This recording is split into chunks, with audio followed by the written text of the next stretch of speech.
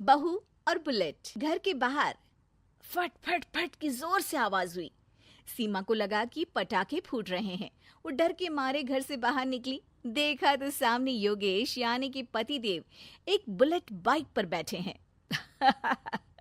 अरे डर गई क्या? बाइक लेकर आया हूँ तुम्हें घुमाने के लिए।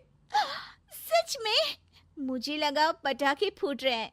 अरे पटाखे भी फूटेंगे और मिठाई भी बटेगी। माँ को तो बुलाओ। माँ भी बाहर आ जाती है। अरे योगेश बेटा, इतनी जल्दी आ गया? और ये गाड़ी किसकी है? साहब की है? हाँ माँ, तुम्हारा बेटा साहब से कम है क्या? मेरी ही है। अरे बेटा, इतनी बड़ी गाड़ी ले ली, इससे तो तू घोड़ा ही ले लेता। महंगी पड़ी होगी ना? माँ महंगी सस्ती छोड़ो और मिठाई लाया हूँ, गांव में बंटवा दो। अरे बंटवा क्यों दो? पीछे बैठो, गांव में बांट कर आते हैं। सब खुश थे। योगेश गांव के बाहर एक कोयले की खदान में मजदूरी करता था। मेहनत और अकल से उसने वहां ठेकेदारी का काम सीख लिया और सूझबूझ से ठीक ठाक पैसा बनाने लगा। गांव में बात फैल गई कि योगेश के घर धमाका गाड़ी आई है। ऐसी गाड़ी पहले कभी किसी ने गांव में तो देखी नहीं थी। योगेश और माँ गाड़ी से वापस घर आ जाते हैं। बेटा, बाबूजी ऊपर से देख रहे होंगे और आशीर्वाद भी दे रहे होंगे तुझे। वो होते तो उनको भी घुमाता माँ। पूरे गांव में नाच नाच के मिठाई बांटने जाते। जैसे मैंने नाच नाच के बांटी थी जब वो अपने लिए एक साइकिल लेकर आए थे। बस बस, बाबूजी दो बात भी सुनाते कि फटफट वाली फटफटी ले आया। सीमा आगे कहती है, अपने लिए तो ये गाड़ी ले आए और मेरे लिए? अरे ये गाड़ी तुम्हारे लिए ही तो है। पक्का मेरे लिए है? अरे पक्का तुम्हारे लिए है।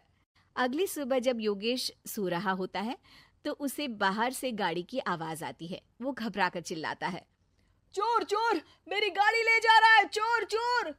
माँ भी जागती है और योगेश के साथ दरवाजे की तरफ भागती है। जैसे ही दोनों बाहर निकलते हैं तो देखते हैं कि सीमा गाड़ी चला रही है। अरे बहू, नाक कटवाओगी क्या?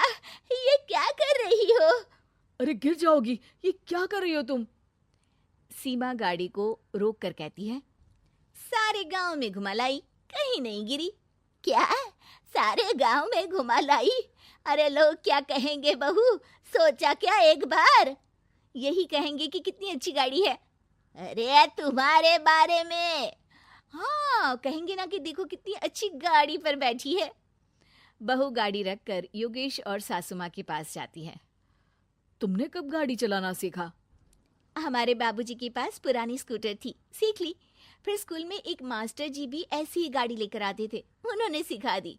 हाँ हाँ, स्कूल के मास्टर आजकल यही सब तो सिखा रहे हैं।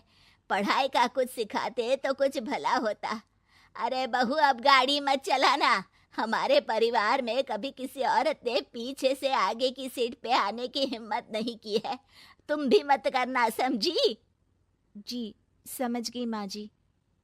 सीमा सास की बात सुनकर चुपचाप रसोई में जाकर उदास होकर खाना पकाने लगती है। सास सुबह सुबह मंदिर से पूजा करके लौट रही होती है। तभी उसे दो औरतें रोक लेती हैं और कहती हैं, अरे बहू को थोड़े अच्छे लक्षण भी सिखा दो। गाड़ी चलाने निकली थी, गांव की मर्यादा का कोई ख्याल नहीं है। वही तो। अरे पैसे आने लगे हैं तो क्या मतलब कि किसी रीति रिवाज को नहीं मानोगे? अरे समाज में रहना है तो समाज के ढंग से ही रहना पड़ता है। अरे लाज भी नहीं आई बहू को? चूल्हे चौके से निकलकर सीधे गाड़ी लेकर चौराहे चबूतरे नाप लिए, फट फट फट करते हुए। अरे कुछ कह देना उसे। अरे ये क्या कहेगी? बूढ़ी सास है, इनकी थोड़ी ना चलती होगी घर में। हाँ, बहू की ही चलती होगी, मर्जी भी और गाड़ी भी। सास सब सुनकर घर आती है और बहू को चिल्ला के बुलाती है, अरे नाक कटवा दी सबके सामने गाड़ी चलाकर। औरत जात गाड़ी नहीं चलाती। शहरों में तो 4 पहियों वाली गाड़ी भी चलाती हैं और हेलीकॉप्टर, हवाई जहाज भी। शहर में थोड़ी ना रहती हो मैडम साहिबा। आज के बाद गाड़ी से ही नहीं, यूं भी निकलना बंद तुम्हारा घर से। माँ सही कह रही है। कहीं भी जाना हो तो मुझे बता देना, मैं लेकर चलूंगा। आज माँ को तुम्हारे कारण कितनी बातें सुननी पड़ी। इतना कहते हुए योगेश वहां से चला जाता है। बारिश की वजह से कारखाने के रोड पर कीचड़ रहता है, इसीलिए योगेश गाड़ी घर रख कर जाता है और किसी से लिफ्ट लेकर कारखाने पहुंचता है ताकि नई गाड़ी गंदी ना हो। लेकिन शाम को इतनी तेज बारिश होती है कि उसे वापस आने का कोई साधन ही नहीं मिलता। बारिश बढ़ती जाती है। रात के 11 बज जाते हैं। रास्ते में एक नदी का ब्रिज है। अगर उस पर पानी आ गया तो योगेश कारखाने में ही फंस जाएगा। पूरी रात भूखे प्यासे बितानी पड़ेगी। घना अंधेरा, बिजली की कड़कड़ाहट और तेज बारिश। राजेश डर भी रहा था, ठंड से कांप भी रहा था। तभी उसे रोड से आती हुई एक रोशनी दिखती है। वो देखता है कि उसके सामने एक बाइक आकर खड़ी हुई है। वो ऊपर वाले को धन्यवाद देकर उस बाइक वाले आदमी की तरफ बढ़ता है, पर पास जाकर देखता है तो भौचक्का रह जाता है। सीमा, तुम यहाँ इतनी बारिश में गाड़ी पर? पहले बैठो तो, नदी ब्रिज पे आ जाएगी तो जाना मुश्किल हो जाएगा। योगेश गाड़ी के पीछे बैठता है। सीमा गाड़ी चला रही है। मैंने तो तुमको पहचाना ही नहीं। गाड़ी की आवाज तो पहचानी होगी ना। अरे पर मुझे नहीं पता था कि तुम आओगी। अच्छा किया कि तुम आ गई। माँ नहीं आने दे रही थी, पर हमेशा पति पत्नी की रक्षा थोड़ी ना करेगा, पत्नी को भी तो करनी चाहिए। योगेश को सुबह अपने किए पर पछतावा होता है।